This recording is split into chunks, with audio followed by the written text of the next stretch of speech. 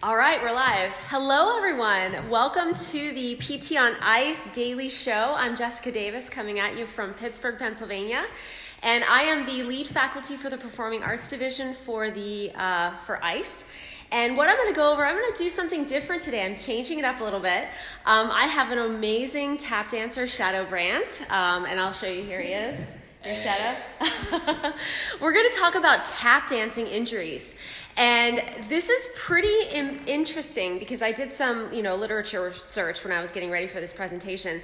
And there isn't a lot out there, so it gave me the excitement that we can show some neat things together and hopefully all learn together. So when I was looking this over, the Journal of Dance Medicine Science had a nice article that they wrote up in 2003, actually, looking at the prevalence of injury among tap dancers.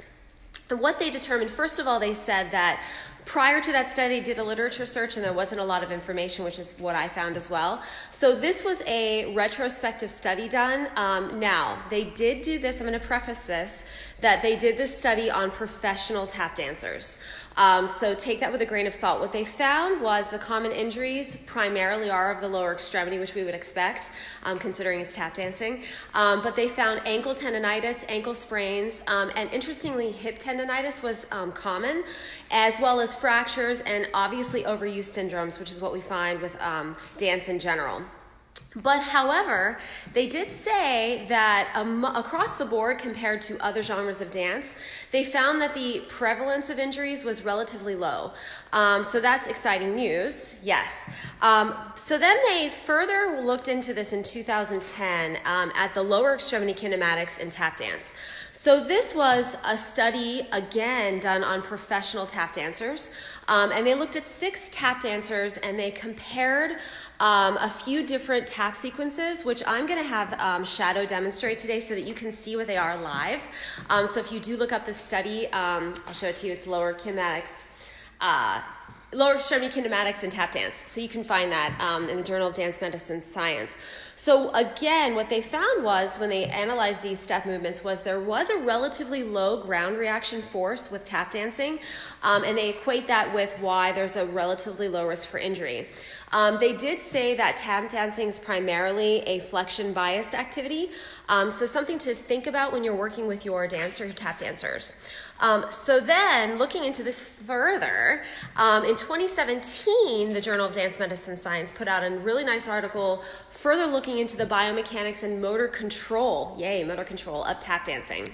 So what they found, again, now this was done on just three, experienced and highly skilled tap dancers.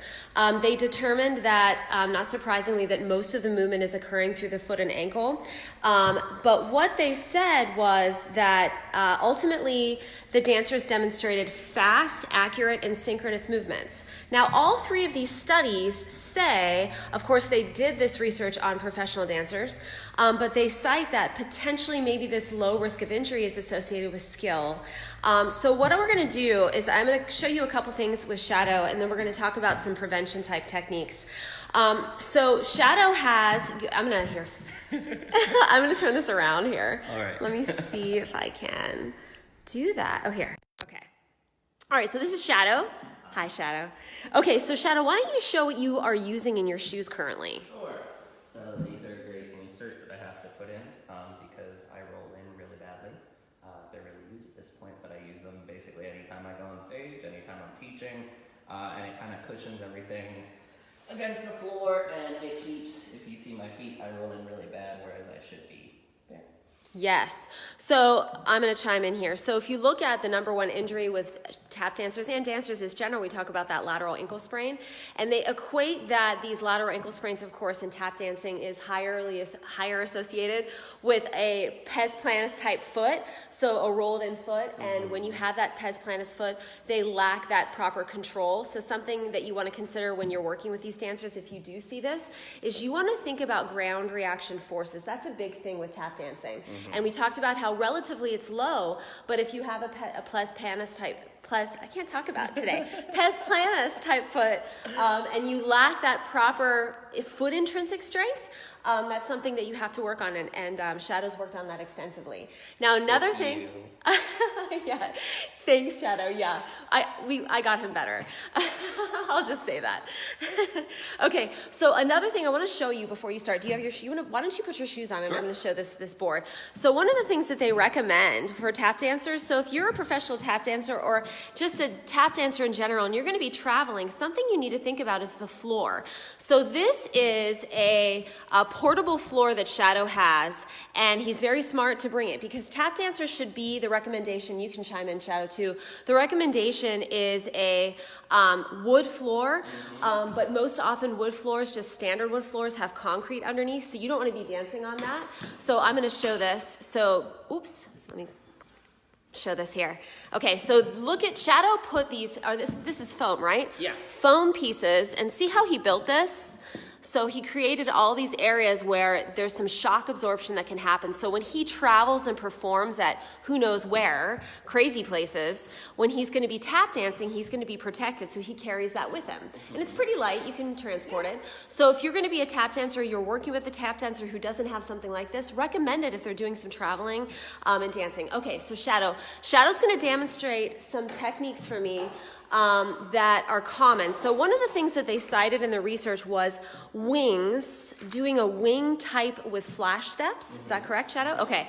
So doing that type of step, if it's done incorrectly, it can make the dancer more likely to get a lateral ankle sprain. So I'm going to flip this around so you guys can see. So Shadow, why don't you show us what a wing type step is? Okay, so correctly.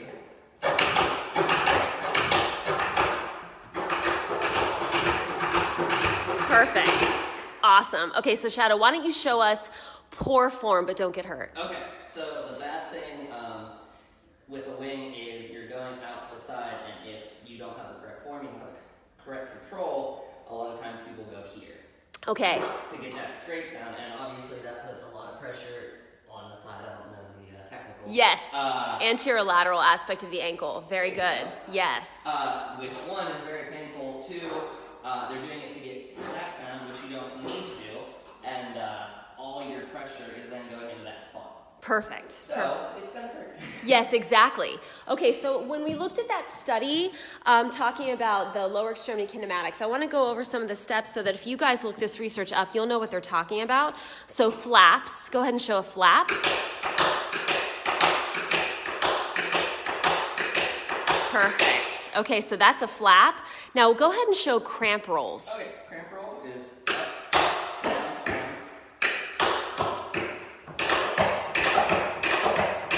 Perfect. Okay, and last was a pullback.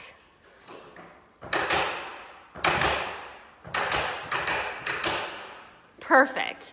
Thank you, Shadow. Okay, perfect. So one of the things that they talk about when we talk about injury prevention, right? So big on that. So number one, they said was bad floors. So we talked about how you could work with that with your dancer. If they don't have a portable floor, recommend one, or have them build it. They talk about looking for dancers who have that pes planus type foot, and making sure that you're stressing that you're doing foot intrinsics and working up the kinetic chain, as with any other dance injury that I've talked with obsessively. Dancers, tap dancers in particular, have to have loose ankles. So specifically with plantar flexion, they need a strong amount of plantar flexion range of motion as well as supination. They have to have proper supination in their foot. So if they're lacking that, in addition to hip flexor, if they have tight hip flexors, they found that that also makes them more likely to have injuries. So other things to work on and look for was technique. So we talked about with Shadow with some technique. And some of the things that dancers do in general, and we've talked about this at length with other types of genres of dance, but dancers want to do the movements quickly. They want to do the high skilled movements. They want to be fancy schmancy, and they don't take the time to work on technique. So you need to make sure that your dancers getting the basics. Experts do the basics well. We say in ICE in general when we're talking about clinicians. Well, this applies, of course, to our performing artists. They need to do the basics well, and if they're not doing the basics well, it could likely that they would develop an injury. Sloppy heel drops. Actually, Shadow, will you show a sloppy heel drop? That was one of the things that they mentioned. There's a couple ways you can be sloppy, just not hitting it ground hard enough, or if you are too heavy, just Yes. Okay, so look at how Shadow, do that again, Shadow. that one. Yeah. Okay. So do you see how his body weight went back? So when they talk about tap dancing, they talk about how in general, there's a little bit of knee flexion, so bending your knees slightly. And the center of gravity, like you're on your toes for the most part, and your body weight is forward, which is different than in other genres of dance. So yes, so they do that proper shock absorption. You can see how they get that shock absorption with doing this type of thing. Perfect. Okay. And then again, just focusing on speed. So when you're working with your dancers who may be injured in tap dance, starting the movement slow, that's some of the things that he and I did together. We started the movement slow, we broke it down, we worked on changing the weight-bearing status, working on a reformer, changing different things, balance, proximal hip control, core control, and hip mobility as well as ankle mobility. Okay, so hopefully this was helpful. Feel free to reach out, and I want to say a special shout out to Shadow Brandt. Thank you. Thank you. It is such a pleasure getting performing artists better, and I hope I inspired all of you today. Go out there and enjoy your day, everyone. Oh, by the way, I forgot to mention, I'm teaching next week in Fort Worth, Texas. Please come out. I have a good group coming, and I can't wait. So if you want to come, go to ptonice.com, scroll down, find my course, sign up. And if you can't make this one next week, I'm going to be in Charlotte in March, so look for that one. All right, have a wonderful day, everyone. Thank you.